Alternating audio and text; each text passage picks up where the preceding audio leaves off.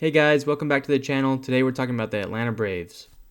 There's no better way to start than talking about NL MVP Ronald Acuna Jr., who last year led the league in runs, hits, stolen bases, and on base percentage, while smashing 41 home runs and driving in 106 RBIs.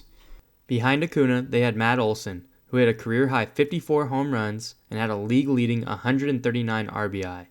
He finished the season fourth in NL MVP voting and appeared in his second All-Star game.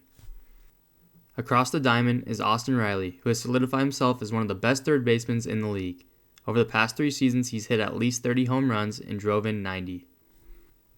And we can't forget about second baseman Ozzie Albies, who's coming off of a career year as he appeared in his third All-Star game and paired it with a career-high 33 home runs and a personal best 109 runs batted in. Albies has 3 more years left on his team-friendly deal that pays him a modest $7 million per season. In the outfield, they swung a deal with the Seattle Mariners for former top prospect Jarred Kelenic. The outfielder is entering his 4th season in the bigs and hit 11 home runs while driving in 49 last season. The Braves hope to tap into his potential and break out in 2024. On the bump, they will look for Spencer Strider to continue his dominance. Strider won a league-best 20 games last year, leading the league with 281 strikeouts and finishing 4th in NL Cy Young voting. Behind Strider, they have Max Fried and Charlie Morton, but they also brought in Chris Sale, swinging a deal with the Red Sox. The once dominant Sale has been a shell of himself, only pitching in a combined 149 innings since the 2019 season. They extended the lefty post-trade, though, through the 2026 season. In another move, they also brought in right-handed pitcher Reynaldo Lopez on a 1-year contract. He may be in the bullpen or he may enter the season as the 5th starter. In the bullpen, they also acquired hard-throwing lefty Aaron Bummer. And finally, in the 9th, we'll have Raisel Iglesias, who's coming off of a 33-save season. Now, let's take a deeper look at the 2024 Atlanta Braves. Hey guys, welcome back to the channel. Atlanta Braves, they're going to be the best team in baseball probably once again. But the Dodgers are right there. What do you think, Blake? Do you think that they're going to be top dog once again, or do you think that maybe they take a step back? They made a lot of small changes to their roster. It was a restructure of a roster. So Yep. obviously they've locked everybody up, but what do you think? Yeah, I think this team probably going to be a top team in the league again. It wouldn't surprise me. I mean, you just look at this lineup. It's so deep, right? You got Michael Harris down in the 6 hole. You got Sean Murphy down in the 7 hole. Like it's a deep lineup. We'll see what we get from Jarred Kelenic this year. He's projected at 18 homers, but I mean, the top 4, I mean, top 5 even, you can make an argument that that's one of the best top 5s in all of baseball. So obviously you got Ronald Acuna up there, and you were talking about the injury scare that he had on your previous video there, and it's obviously fortunate that it's just a little problem with the meniscus and he might miss maybe a couple weeks, but um that's obviously a sigh of relief for Braves fans. And then they had a lot of career years last year. So I'm looking for them to continue their dominance for sure. Yeah, they came out actually yesterday saying that they think that Acuna's going to miss 0 time. So Hmm. that's obviously Yeah. having the NL MVP ready to go opening day. Yeah. Um, it's going to be great for baseball. Yeah. Um, with that said, I'm looking at this lineup right now. I really kind of put them to the side in my mind, um, unfairly when I was thinking about best lineup in baseball. Saw the Yankees lineup, saw the Dodgers lineup. Yeah. I think this one. I think this lineup is better than the Dodgers, to be honest with you. I honestly would agree with you. Is it better than the Yankees? Maybe if you put them side by side, it might be pretty close, but I would agree. I mean, the Dodgers have the flashy names like Freeman, Betts, and Otani, right? So, I mean, obviously that's a big draw for sure. But I mean, like I said, like 1 through 5, you even throw Michael Harris in there. It's a really deep lineup. I mean, Matt Olson was a really solid player for Oakland, but last year he really like stepped up. He led the league in home runs, led the league in Yeah. RBIs. I think he drove in 139 runs, hit 54 bombs. So, yeah, he's just a model of consistency, a guy that plays gold glove defense at first base. a guy that's been good for a while.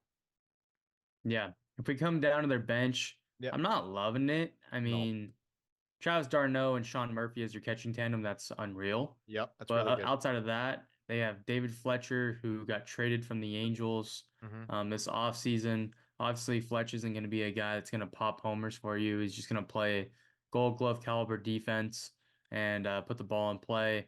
Luis Guillorme, same thing last year. Wasn't great. Only hit a home run, one home run. Yep. They're projecting him for one home run this year. So there's not a lot of pop on off the bench. So they're really Right. relying on these guys to stay healthy. Obviously, somebody can always come up in the minor leagues that Yep. maybe we're not talking about right now. We're not Braves fans, so we don't know the ins and outs of The system. Right. the system. Like Braves fans would know it, but as far as what we're, Fangraphs has here, the bench is pretty thin. I feel like in the past it's been one of their strong points of their roster where they miss somebody, they have a guy that can fill in. Obviously they lost Eddie Rosario. They Yeah. replaced him with Jared Kelenic. Hmm. He just signed a minor league deal with the Nats. Yeah. That's You know, I, crazy. and he hit 20 over 20 homers. I think it was 21. He drove in 70 Um, plus runs too.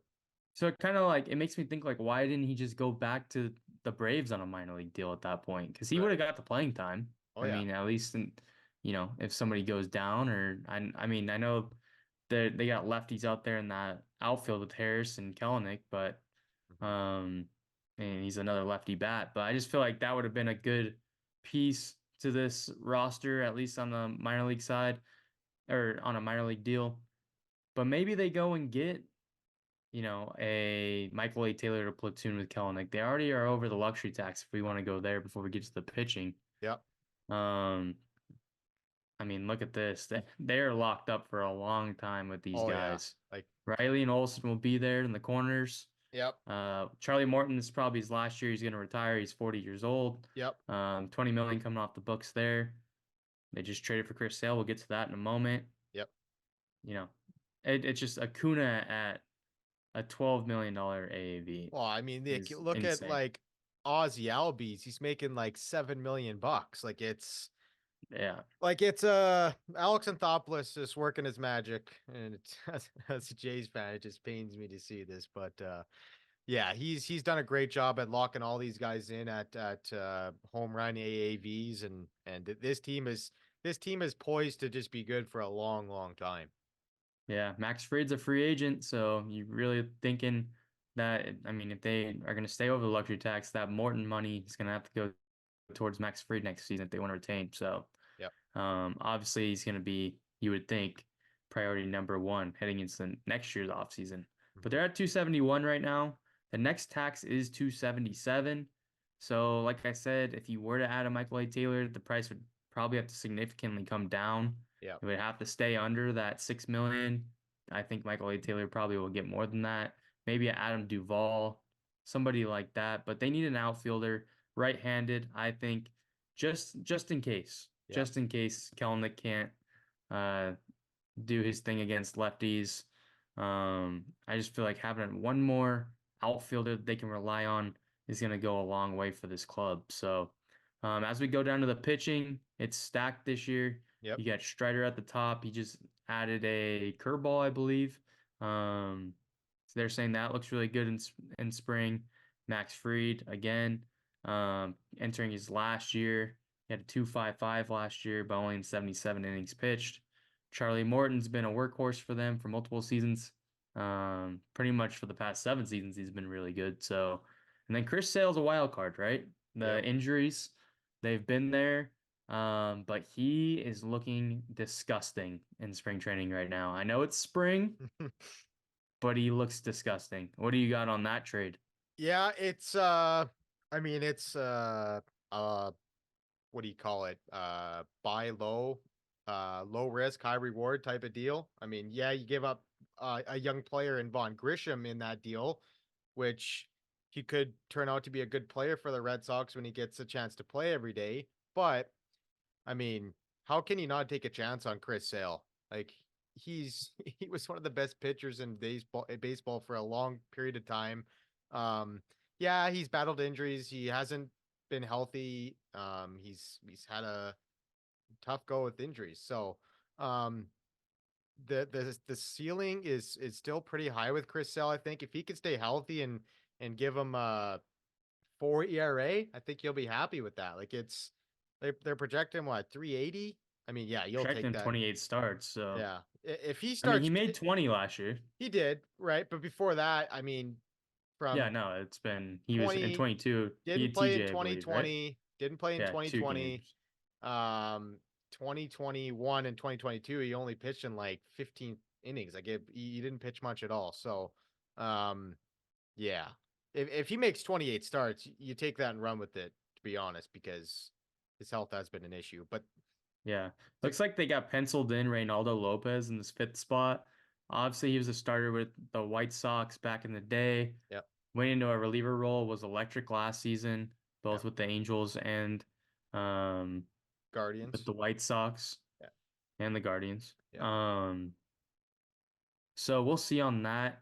They do have the depth. I mean, they did trade Soroka and they did trade um oh man, who was the other? Who was the other? Ian Anderson. Oh no, he's still No, there. they still have Ian Anderson. They Um, have Smith Shawver that's projected to pitch 52 innings for them. well, Bryce Elder. Bryce I'm Elder's. thinking of What did Elder do last year? Can you check on that? 20 Elder at a like 3.81 and 174 innings pitched. So he's probably gonna make the team, no? You would think. I would have thought that he would be the I fifth would star. I mean, I get it, give Reynaldo his chance, but right. um man, it's really gonna bug me that I can't think of who else they traded. It was Soroka and Kyle Wright. Oh, Kyle Kyle Wright, Wright. that's right. That's Yeah. right. Yeah. Yeah. Like So for me, I think that Renato Lopez would be better fitted in the bullpen for them as kind of like a yeah, seventh, eighth inning, eighth this was inning out of the guy. pen last year. Yeah, like And he he's had a got bad first month. right. Like yeah, he's got electric stuff. Like that stuff. His stuff plays like it's upper 90s. You put that in the seventh, eighth set up, man, for Iggy, who's coming off a really good season himself with 33 saves. So yeah, I think he'll be in the bullpen, but I don't know. Tyler Matzik coming back. Yeah. Love to see that. Mhm. So yeah, I think if you add Reynaldo in either one of these two last spots, maybe they let Reynaldo be the long man. I mean, Yeah. I don't know. Just a thought if he really wants to be stretched out, and maybe it's Elder and Reynaldo as the last. I mean, Jackson Stevens, I mean, it's he doesn't have much time in the league in 2023, 12 innings pitched. Yeah. So, um, you know, with that said, They let's also head over they also to brought in oh, Bummer go ahead. too. They also brought in Bummer too Yeah. from the White Sox. So that'd be a good ad for them. Yeah. Let's head over to the standings. No surprises here. They have them winning the division once again. With 97 wins. That's actually ranked the highest. They project them to be the best team in baseball next season. So I wouldn't disagree with that. Interesting they have the Yankees behind the Astros. Obviously the Astros have done it multiple times, but Yeah. they think it's only going to take 89 wins to win the AL East this year, which with the O's in there, and then you got the Rays and Blue Jays as wild cards in that Yeah. division. Yeah. I think it's going to take at least 93 games. So interesting to see that. Yeah. But as far as the Braves go, no surprises there. They expect them to be the best team in baseball. And like I said at the beginning, I've kind of put them to the side in my mind, but looking at them today, preparing for this, Yeah. I may agree there. I think they're better than the Dodgers still. I agree. Like I honestly think this team is better than the Dodgers. Like I said, Dodgers got more flashier names, but the Braves have done it a while. They've been doing it since they won the World Series a few years ago, right? So, yeah, I would look for them just to continue rolling. It's a really good team and they're super fun to watch. Yeah, absolutely. Like and subscribe, and thank you guys for listening. See you on the next one. Later.